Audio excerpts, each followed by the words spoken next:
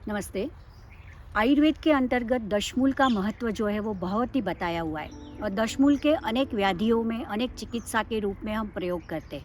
दशमूल के अंतर्गत ही बृहत पंचमूल बताया है और बृहत पंचमूल के अंतर्गत ही आने वाला एक वृक्ष जो है वो है श्योनाक यानी टेटू, जिसका बॉटनिकल नाम जो दिया है वो है ओरोक्साइलम इंडिकम। उस वनस्पति के बारे में हम थोड़ा अभी देखेंगे।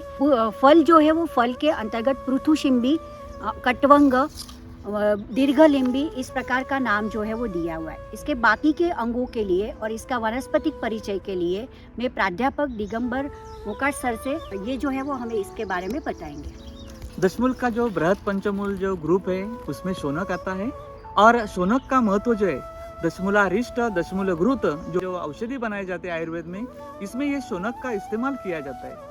ये बिग्नोनेसी कुल का पौधा है और बिग्नोनेसी कुल जो है उसमें अगर हम पत्ते देखें तो पत्ते जो है ये कंपाउंड होते हैं। इसको इंडियन ट्रम्पेट ट्री बोला जाता है। बोन जैसे उसके पेटियोल होते हैं और इसलिए उसको ब्रोकन बोन भी बोला जाता है। कि जड़ जो है ये बहुत ही औषधि है। हमारा जो डाइकोट ग्रुप है वनस्पतियों का, उसमें सबसे बड़ा उसका पत्ते वाला ये वृक्ष है। 1 मीटर के लगभग इसके पत्ते होते हैं। ये ट्राइपिनेट कंपाउंड लीफ इसमें होते हैं। आप यहाँ पे देख सकते हैं ये प्राइमरी ब्रांच है, उसमें सेकेंडरी है, उसमें टर्शरी है और उसके ऊपर पत्ते आ जाते हैं। ट्राइपिनेट कंपाउंड लीफ इसमें पाए जाते हैं। इसके औषधि गुण बहुत सारे हैं क्योंकि ये दशमूला के जो बृहद पंचमूल और लघु पंचमूल के जो 2 गट है, उसमें जो बड़े वृक्ष वाला गट है बृहद पंचमूल, इसमें आया हुआ है। इसमें औषधि गुण मैं वैद्या देशपांडे मैम से ले लेता हूँ। मैम, इसके औषधि गुण के बारे में बताइए। जी, पहले औषधि गुण में एक अगर हम देखेंगे तो कर्णशूल यानी कानों में जब दुखता है तो इसके पत्ते जो होते हैं वो पत्तों का स्वरस निकालकर और पत्तों का कल्क बनाकर उसमें तेल मिलाकर, तिल का तेल मिलाकर उसको उबालकर जब तेल बाकी रहे तब तक अगर रखते हैं तो उस तेल को फिर शीशी में भर के रखना है और हर रोज़ उसके 2-3 बूंदे जो है वो कान में डालने से बहुत पुराना जो कर्णशूल होता है वो भी दूर होता है।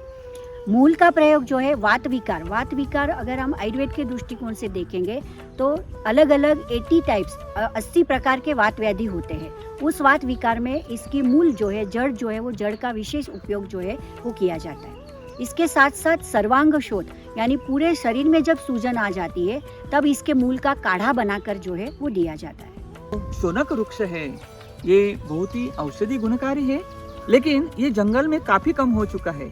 इसके जो बीज है, अगर यहाँ पे आप बीज देखते हैं, इसके जो फल देखते हैं, ये तलवार जैसे फल होते हैं। उसमें ये बीज पाए जाते हैं, लेकिन ये बीज जो है हवा से उड़ जाते हैं और ये जो बीज है जब बारिश होती है तो ये जर्मिनेट हो जाते हैं। इसको अंकुरन हो जाता है। अंकुरन होने के बाद इसका रोप बन जाता है।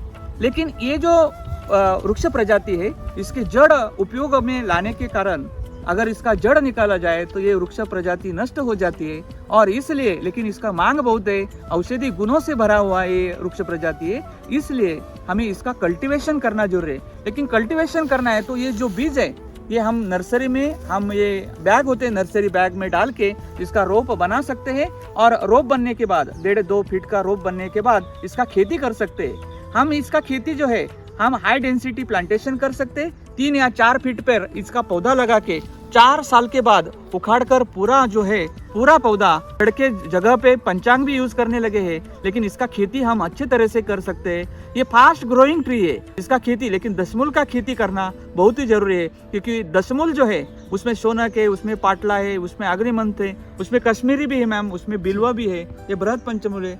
मैम, इसके उपयोग के बारे में थोड़ा और बता दीजिए। जी, एक विशेष प्रकार से शौनक के जो छाल होती है और पत्ते होते हैं उसको पीसकर उसकी छोटी गोलियां बनाई जाती है और उन गोलियों को फिर वड़ के पत्ते या ये शौनक के जो पत्ते हैं उसके बीच में रखते हैं, उसको कपड़ मिट्टी करते हैं यानी उसको पूरा बांध लेते हैं और उसके बाद उसको अग्नि में डाल देते हैं और पूरा लाल होने तक उसको अग्नि में रखते हैं। उसके बाद निकाल कर वो अपने आप जब ठंडा हो जाता है, जिसे स्वांग शीत कहते हैं, वो ठंडा होने के बाद उस गोली को निकालते हैं और गोली में से स्वरस यानी उसको दबाकर उसका जो जूस निकलता है, उस जूस को 10 या 20 ml की मात्रा में अगर आप लेंगे तो पुराने से पुराने जो दस्त होते हैं उस दस्त में ये स्वरस जो है वो स्वरस काम करता है।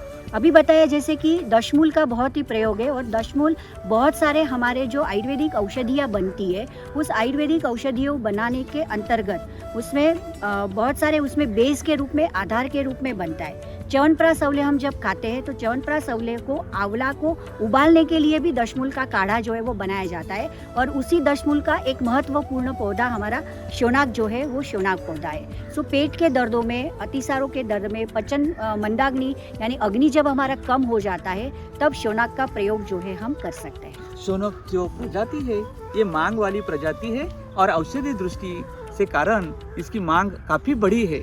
इसलिए शौनक जो है इसका खेती करना, इसका कंजर्वेशन करना, बीज जो है हमें फरवरी मार्च महीने में मिल जाते हैं, उसके फल जो है पक जाते हैं और ये फल पकड़ के उसका बीज निकाल के हम उसका रोप बना सकते हैं। रोप हम 3 महीने के बाद जून जुलाई में उसका खेती कर सकते हैं।